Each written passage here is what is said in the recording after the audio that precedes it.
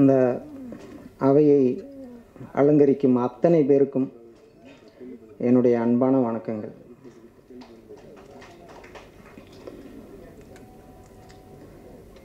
நம்மளுடைய இந்த நிகழ்வுக்கு காமராசர் காலத்திலிருந்து நேர்மையாக ஒரு அரசியலை செய்து கொண்டிருக்கக்கூடிய ஒரு மிகப்பெரிய மனிதர். அவர் நமது இந்த விழாவில் கலந்து கொள்வதில் நான் ரொம்ப பெருமைப்படுகிறேன். ஐயா தமிழறிவு மணியன் ஐயா அவர்களே வணக்கம். வெட்டு குத்து சண்டை துப்பாக்கி நீ என்ன படம் எடுத்தாலும் நான் இப்படி தாண்டா எடுப்பேன்னு தியேட்டர் விட்டு வெளியில் போனால் கண்ணில் தண்ணி வராமல் வெளியில் போக முடியாது. இப்படித்தான் இந்த சமுதாய மக்களோட அந்த உள்ளத்தில் இருக்கிறத வெளியில் கொண்டு வரக்கூடிய எல்லா குடும்ப பெண்களும் குடும்பத்தாரும் விரும்பக்கூடிய ஒரு இயக்குனர். எளிமையான ஒரு வாழ்க்கை, எல்லாரோடத்தையும் எளிமையாக பழகக்கூடியவர் திரு தங்கர் பச்சான் ஐயா அவர்களே வணக்கம். நிறைய கோடிகளில் பெரிய பெரிய தயாரிப்பாளர்கள், அவங்களெல்லாம் நம்மெல்லாம் சந்திக்கவே முடியாது. ஆனாலும் மாநாடு மிகப்பெரிய வெற்றியெல்லாம் கொடுத்த ஒரு தயாரிப்பாளர் இந்த சிறியவனின் விழாவுக்கும் வந்து நம்மளுடைய படத்துக்கான எல்லா விஷயங்களுக்கான உதவிகளையும் செய்வதற்காக என்னுடைய ஒரு அண்ணன் மாதிரி திரு சுரேஷ் காமாட்சி அண்ணன் அவர்களுக்கு வணக்கம். அண்ணன் சமுத்திரக்கனி அண்ணா வந்து இந்த படத்தில் இந்த ஒரு காட்சி நீங்கள் நடிக்கணும் அப்படின்னு ஒரு வார்த்தை தான் சொன்னேன். அந்த கதையை கேட்டுட்டு உடனே போனோம், நாளைக்கு போகலாமான்னு கேட்டார் ஷூட்டிங். அந்த மாதிரி நம்ம புதுசாக திரைப்படத்துக்கு வர்றோம், நம்ம என்ன செய்ய போகிறோம் அந்த குழப்பம்லாம் இல்லாமல் கதையை கேட்ட உடனேயே சரின்னு சொல்லி நடிக்க வந்தார் சமுத்திரக்கனி அண்ணன் அவர்கள். இப்போ ஏர்போர்ட்டில் இருந்து இப்போ தான் கிளம்ப போகிறாரு. அவர் இப்போ வந்துடுவார். அவருக்கும் வணக்கம். அப்புறம் நம்ம ஷியாம் அண்ணெல்லாம் வந்து அதாவது நம்ம எல்லாரும் விரும்பக்கூடிய ஒரு விஷயம்னா நகைச்சுவை தான்.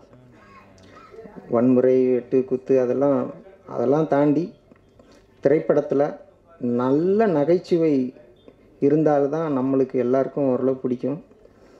ஷியாம் அண்ணா அவர்கள் மிகப்பெரிய ஒரு வாய்ப்பு அவருக்கு வரும்னு நான் நினைக்கிறேன். ஏன்னா அவர் படங்களை நம்ம பார்த்துட்ருக்குறோம், அதெல்லாம் நம்ம விரும்பி ரசிக்கிறோம்.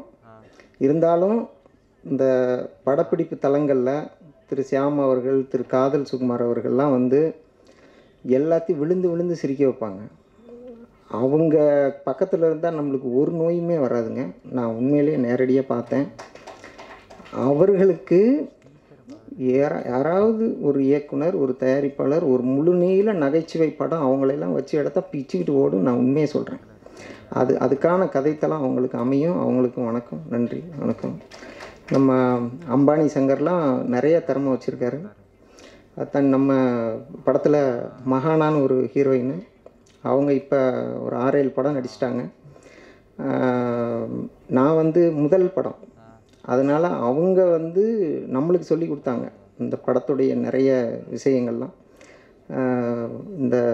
ஏன்னா அவங்க நிறைய அனுபவம் அவங்களுக்கு நன்றி. இப்போ நம்ம வந்து மருத்துவத்துறை சார்ந்த ஒருவன் திரைப்படத்துறைக்கு வந்திருக்கிறான் அப்படிங்கிற ஒரு கேள்வியெல்லாம் நிறைய நண்பர்கள், எதுக்குடா உனக்கு இந்த வேலை, ஒழுங்காக கசாயத்தை கொடுத்தோமா பொழப்பு நடத்தணுமா போக வேண்டியதானே அப்படிங்கிற அறிவுரை நிறைய நண்பர்கள் சொல்லிட்டாங்க. ஆனால் சின்ன வயசுலேருந்து நம்மளுக்கு ஒரு ஆசை இருக்கும் இல்லையா. நான் முதலையே சாலை கிராமத்தில் வந்து அந்த மருத்துவமனையும் மூலிகை உணவும் சாலை கிராமத்தில் தொடங்குறதுக்கான காரணமே நிறைய திரைத்துறை நண்பர்கள் நட்பு வரும். ஏதாவது ஒரு காட்சியில் நம்ம நடிப்போம், ஏதாவது ஒன்று செய்வோம் திரைத்துறையில் ஆசையில் தான் நான் சாலை கிராமத்தில் முதல் முறையாக இந்த விஷயத்தை நான் தொடங்கினேன். அதுக்கப்புறம் யாருக்கிட்டேயும் நம்ம போய் இதை கேட்குற நம்ம நிலைமையிலையோ சொல்கிற நிலைமையிலையோ இல்லை. அதனால் நம்மளுக்கான தகுதி வரும்போது இது களத்தில் இறங்குவோம் அப்படின்னு பொறுமையாக இருந்தோம். இப்போ சூழ்நிலை கொஞ்சம் சாதகமாக வந்தது, அதனால் நம்ம இறங்கியிருக்கோம். இந்த படத்தில் வந்து நம்ம வந்து ஒரு கோரிக்கை வச்சுருக்கோம். இந்த படத்துடைய முக்கிய விஷயமே இந்த அரசியல்வாதிகள் இடத்துல, இந்த அதிகாரிகள் இடத்துல நம்ம ஒரு கோரிக்கை வச்சுருக்கோம். என்ன கோரிக்கைன்னா, பெருசாக நம்ம வந்து பெரிய கோரிக்கையெல்லாம் வைக்க முடியாது. நம்ம என்ன டாஸ்மார்க் மூடுங்கன்னு கோரிக்கை வைக்க முடியுமா? கண்டிப்பாக அவங்களால அதை செய்ய முடியாது. ஏன்னா உற்பத்தியாளர்கள்லேருந்து விற்பனையாளர்கள் வரைக்கும் பாதி பேர் அரசியல்வாதிகள், அவங்களுடைய வலதுகை இடதுகை. டாஸ்மார்க்கை மூடுறது கண்டிப்பாக அவங்களால முடியாது. ஏன்னா அதை வச்சு தான் நிறைய சம்பளம்லாம் போயிட்டுருக்குங்கிறாங்க. அதனால் அந்த மாதிரி பெரிய கோரிக்கையில் நான் வைக்கலை. இப்போ சமீபமாக நக்கீரன் ஐயா அவர்களுடைய ஒரு திரைப்படம், அது நம்ம வீரப்பன் அவர்களை பற்றிய ஒரு படம், அதை நண்பர்களோடு போய் பார்க்குற போது ரத்தம் அப்படி கொதிக்குதுங்க. நம்மளுக்கு முந்திய ஒரு தலைமுறை, இப்போ அவர்களுக்கெல்லாம் 70 வயது 75 வயது ஆகிவிட்டது. அவர்கள் பட்ட அந்த அவமானங்கள், அவர்கள் பட்ட அந்த வேதனைகள், கொடுமைகள், இவைகளையெல்லாம் அந்த வீரப்பன் படத்தில் நம்ம நக்கீரன் ஐயா அவர்கள் அதை ரொம்ப தெளிவாக சொல்லியிருக்கிறாங்க. நான் என்ன கேட்குறேன்னா,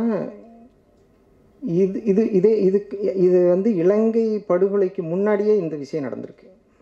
நம்ம இலங்கை படுகொலை தான் பெண்களை கூட்டு போய் கற்பழித்தாங்க, பெண்களுக்கெல்லாம் இவ்வளவு இந்த மாதிரி அசிங்கமெல்லாம் பண்ணாங்க இப்படின்னு நம்ம பார்த்தோன்னா, அதுக்கு முன்னாடியே இந்த கொடுமைகள்லாம் நடந்திருக்குது. அரசியல்வாதிகள்கிட்ட நான் என்ன கேட்குறேன்னா, நீங்கள் தேர்தல் வாக்குறுதி கொடுக்கும்போது 1000 ரூபா தரேன், 2000 ரூபா தரேன், மிக்சி தரேன், கிரைண்டர் தரேன்னு சொல்கிறத விட இந்த மாதிரி கொடுமைகள் நடக்காதுன்னு ஒரு உறுதி கொடுங்க, எல்லோரும் சந்தோஷப்படுவாங்க. ஏன்னா நம்ம எல்லாம் படித்து என்ன பிரயோஜனம்? இந்த கொடுமைகள், இப்போ ஒருத்தன் ஒரு வீட்டில் ஒரு தப்பு செய்கிறான், காவல்துறை என்ன பண்ணணும்? அவன் குற்றவாளினா அவனை பிடிச்சி தண்டனை கொடுக்கணும்.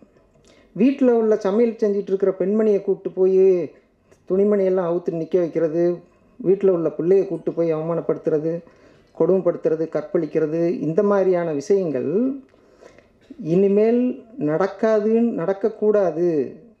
காவல்துறை வந்து குற்றவாளியை பிடிக்கணுமே தவிர குற்றவாளியில் உள்ள பெண்களையோ குழந்தைகளையோ தொடக்கூடாதுன்னு சட்டமன்றத்தில் ஒரு தீர்மானமே கொண்டு வரணும். இது வந்து ரொம்ப முக்கியமானது. ஆனாலும் இப்போ சிறைச்சாலையில் பார்த்திங்கன்னா, அந்த சிறை தண்டனைக்கு போயிட்டு வெளியில் வர்றவங்க பார்த்திங்கன்னா 300 ரூபாய்க்கு உள்ளே பீடி விற்கிறாங்களாம், 3000 ரூபாய்க்கு பிரியாணி விற்கிறாங்களாம், ஓரமாக அசிங்கம்லாம் நடக்குதாம்.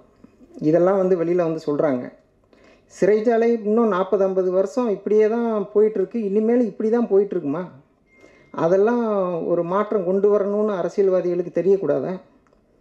அந்த சிந்தனை அவர்களுக்கெல்லாம் வர்றதில்லை. ஒரே விஷயந்தான், நோட்டு ஓட்டு, இந்த ரெண்டை நோக்கி தான் அவங்களுடைய பயணமே இருந்துகிட்ருக்குது. அதாவது இதெல்லாமே நம்ம திரைப்படங்கள் வாயிலாக வெளியில் கொண்டு வரணுங்கிறது தான் என்னுடைய ஆசை. நம்ம போய் ஒரு பேப்பரில் எழுதி இவங்க வாசலில் போய் நின்று ஒரு கோரிக்கையை கொடுத்தோம்னா 1000 பேப்பர் அங்கே இருக்கும், 1001வது இது இருக்கும். திரைப்படங்கள் வாயிலாக அந்த காலத்தில் எம்.ஆர். ராதா அவர்கள் காலத்தில், கலைஞர் அவர்கள் காலத்துலலாம் நாடகம் போட்டு மக்களுக்கு இந்த விழிப்புணர்வை சொல்லுவாங்க. நாட்டில் என்ன நடக்குதுங்கிறத இதன் மூலமாக சொல்லுவாங்க.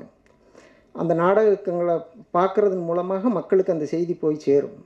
இப்போ வந்து இந்த திரைப்படத்தின் மூலமாக நாட்டில் நடக்கிற இந்த அநியாயங்களை, அக்கிரமங்களை நம்ம ஒவ்வொன்றா எடுத்து சொல்லணும். அதுதான் என்னுடைய நோக்கம். அதனால் இந்த சிறை சார்ந்த கோரிக்கையை நான் வைக்கலை. எல்லா அரசியல்வாதிகளுமே தமிழ் மொழின்னு தான் 40-50 ஆண்டு காலமாக அரசியல் பண்ணுறோம்.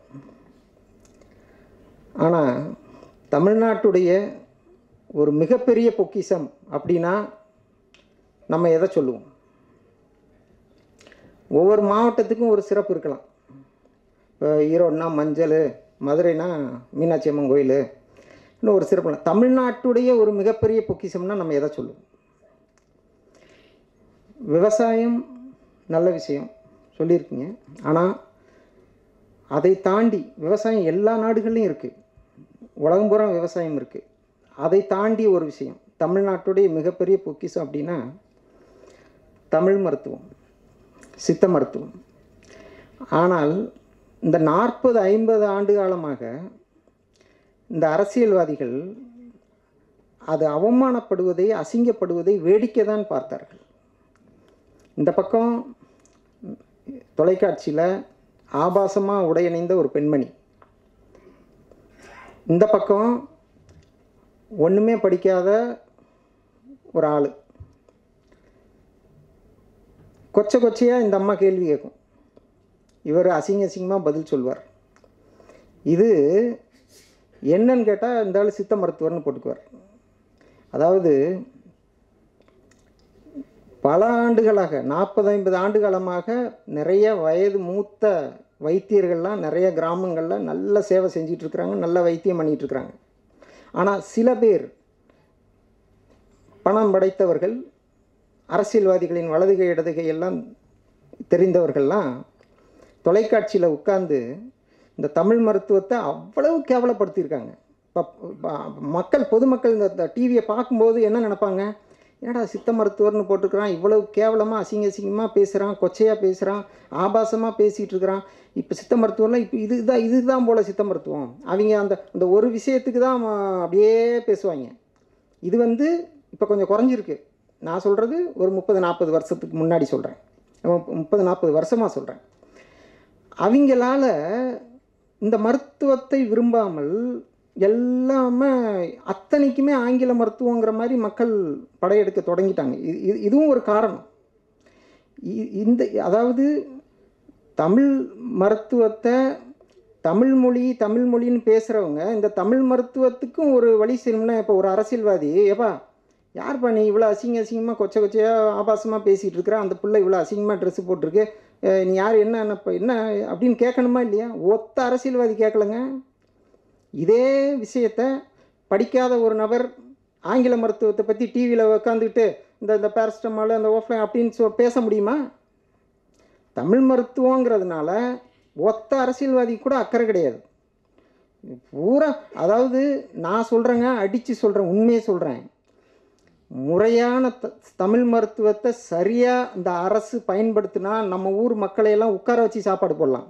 வெளிநாட்டுக்காரன் பூரா இந்த மருத்துவத்துக்கு இங்கே வருவான், அவங்ககிட்ட கட்டணம் வாங்கலாம். இது நீ டாஸ்மாக் விற்கிறதுக்கு பதிலாக இதை சிறப்பாக செய்யுங்க. விஷயம் நிறைய இருக்குது. அது எதுவுமே மக்கள் இப்போ நம்புறதுக்கு தயாராக இல்லை. அது நேரம் வர வர வர அதுக்கான நம்பிக்கை உருவாகும். அதுதான் என்னோடது. ஆனாலும் இந்த கோரிக்கை நான் வைக்கலைங்க. ஏன்னா இது இப்போ வச்சாலும் நம்மளுக்கு அது நடக்காது.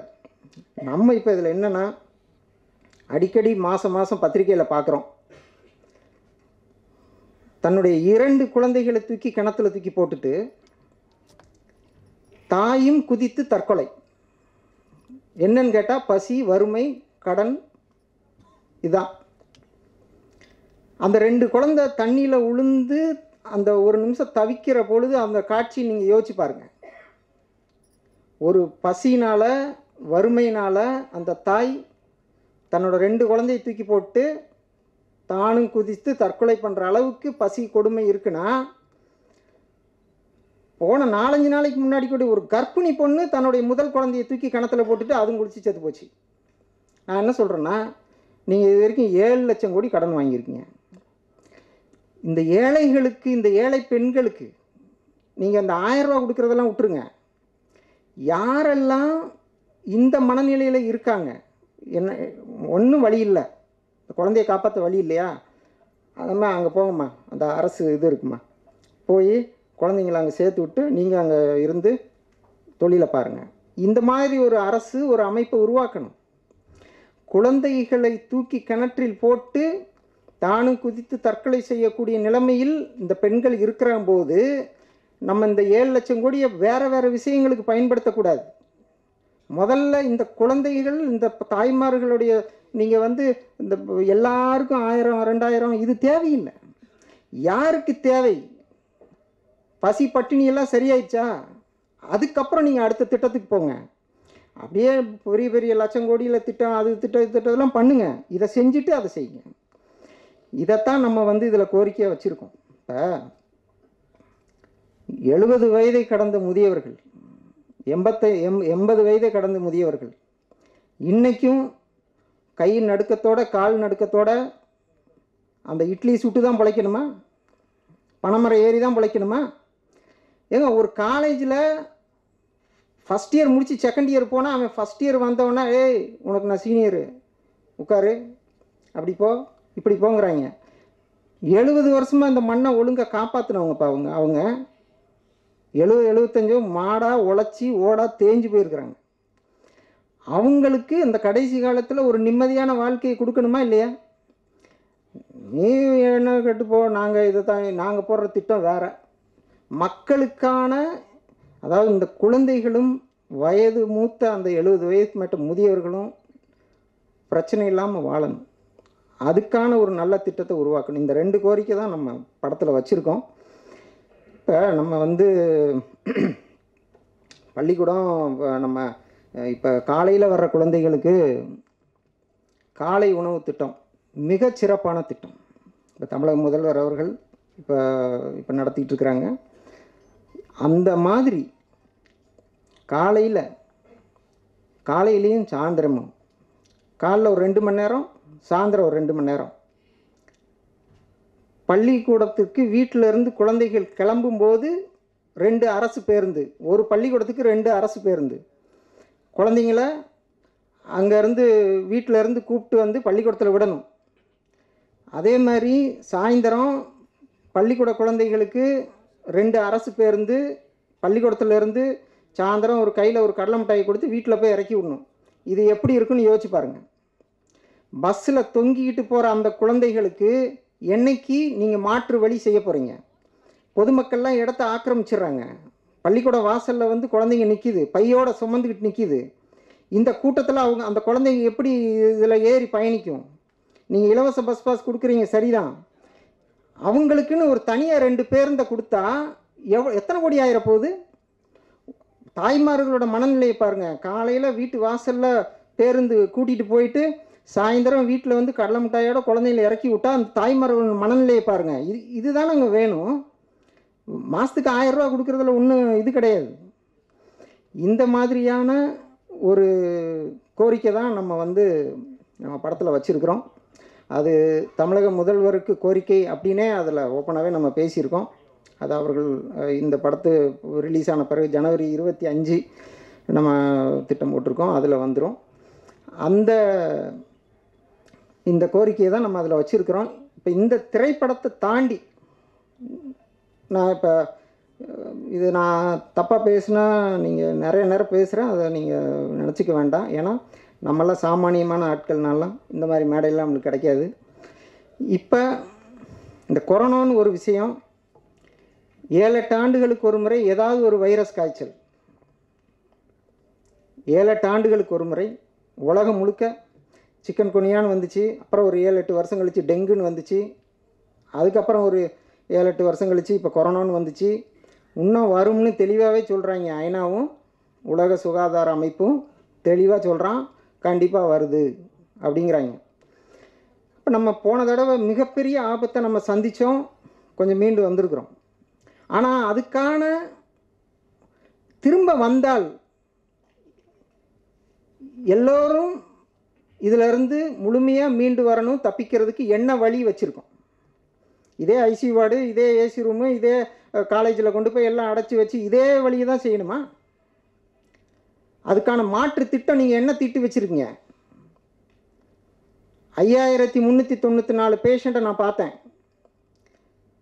அதோட கொரோனாவுடைய முழு விஷயத்தை நம்ம நேரில் கண்ணில் பார்த்துருக்கோம். அதுக்கு மெயினாக என்ன, முக்கியமாக என்ன தேவைப்படுது தெரியுமா? மருந்தா, மாத்திரையா, ஊசியா, கிடையாது.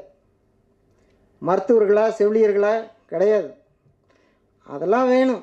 ஆனால் அதெல்லாம் விட கொரோனா நோயாளிகளுக்கு, நுரையீரல் பாதிக்கப்பட்டவர்களுக்கு ஒரு விஷயம் ரொம்ப ரொம்ப அவசியம்.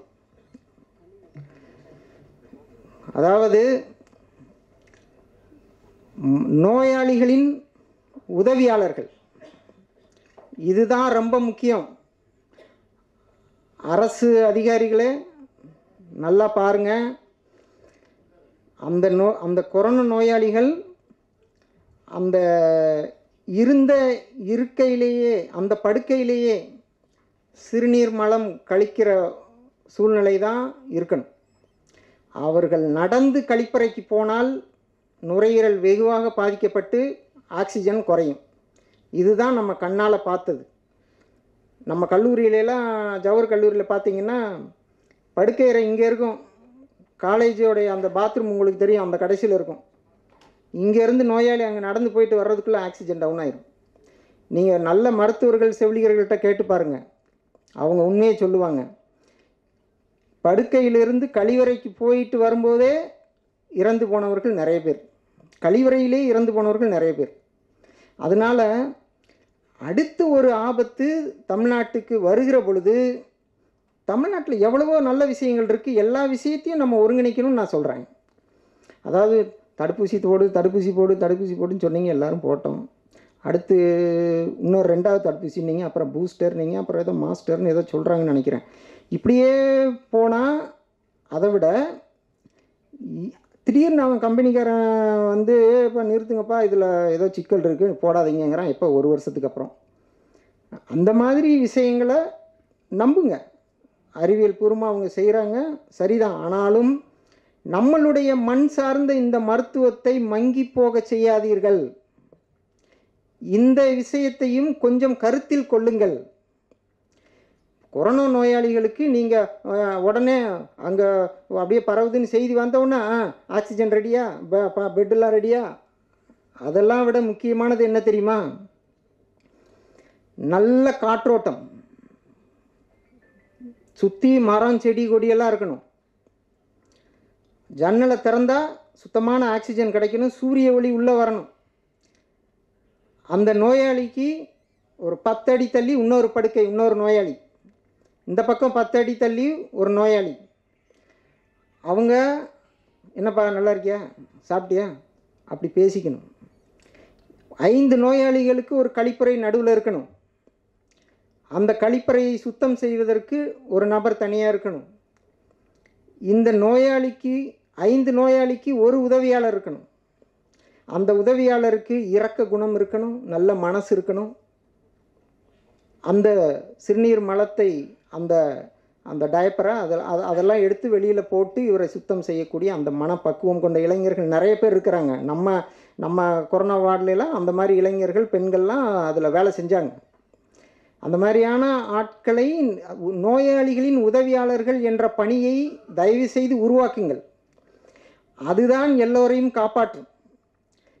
நீங்கள் போடுற தடுப்பூசி, மாத்திரை, மருந்து இதெல்லாம் சரிதான், தப்புன்னு சொல்லலை. அதையெல்லாம் தாண்டி இந்த காலகட்டத்தில் முக்கியமானது நோயாளிகளின் உதவியாளர்கள். ஒன்றும் இல்லை, தைரியமாக இரு, நாளைக்கு சரியாக போயிடும் அப்படின்னு பேசக்கூடிய ஒரு உதவியாளர் வேணும். சாப்பாடை எடுத்து கொடுக்கணும், இல்லை ஊட்டி விடணும். படுத்தே இருந்தால் 7 நாளில் அந்த வைரஸுடைய தாக்கம் குறைய குறைய குறைய நுரையீரல் தொற்று அதிகமாகாது. அவர்கள் எந்திரித்து உட்கார்ந்தாலோ நடந்தாலோ அந்த தொற்று அதிகமாகுது, நுரையீரல் பாதிப்பு அதிகமாகுது, ஆக்சிஜன் குறையுது. இதுதான் நடந்த உண்மை. இதை பொதுமக்களுக்கு சொல்லியிருந்தாலே அந்த நோயாளிகள் சில விஷயங்களை கடைபிடித்து கொஞ்சம் பாதுகாப்பாக இருந்திருக்க முடியும். இதெல்லாம் இப்போ நம்ம அரசியல்வாதிகள், நம்மளுடைய அரசு அதிகாரிகள் இந்த விஷயங்கள்லாம் அடுத்து ஒரு விஷயங்கள் வருகிற பொழுது இந்த மாதிரி ஒரு கட்டமைப்பை உருவாக்கினால் அங்கேயே ஆக்சிஜன் இருக்கணும், அங்கேயே ஆங்கில மருத்துவர் இருக்கணும், அங்கேயே நல்ல உணவு கிடைக்கணும், அங்கேயே நம்ம இயற்கை விஷயங்கள், நம்ம சித்த மருத்துவ மருந்துகள்லாம் இருக்கணும். எல்லாமே கலந்து சூழ்நிலைகளை பார்த்து, ஒரு நோயாளியின் நிலைமையை பார்த்து அதுக்கான வைத்தியத்தை செய்கிற பொழுது தமிழ்நாட்டை உலகம் திரும்பி பார்க்கும். இதுதான் உண்மை. அதனால் நான் வந்து திரைத்துறைக்கு வந்தது ஏதாவது ஒரு மக்களுக்கான நம்ம சமுதாயத்தில் கண்ணில் பார்த்துக்கிட்டு இருக்கக்கூடிய ஒரு விஷயத்தை இந்த திரைப்படத்தின் மூலமாக நம்ம சொல்லணும். இதுதான் என்னுடைய நோக்கம். அதுக்கு தான் திரைப்படத்துக்கு வந்தோம். அதை ஓரளவு நம்ம சொல்லியிருக்கிறோம். அது நீங்கள் படம் பார்க்கும்போது உங்களுக்கு தெரியும். நன்றி, வணக்கம். நன்றி. நன்றி சார். டாக்டர் தொழிலுங்கிறத அப்படியே பிரதிபலிச்சிட்டிங்க மேடையில். ரொம்ப எங்களுக்கும் இப்போ தெளிவு கிடச்சிருச்சு. நன்றி.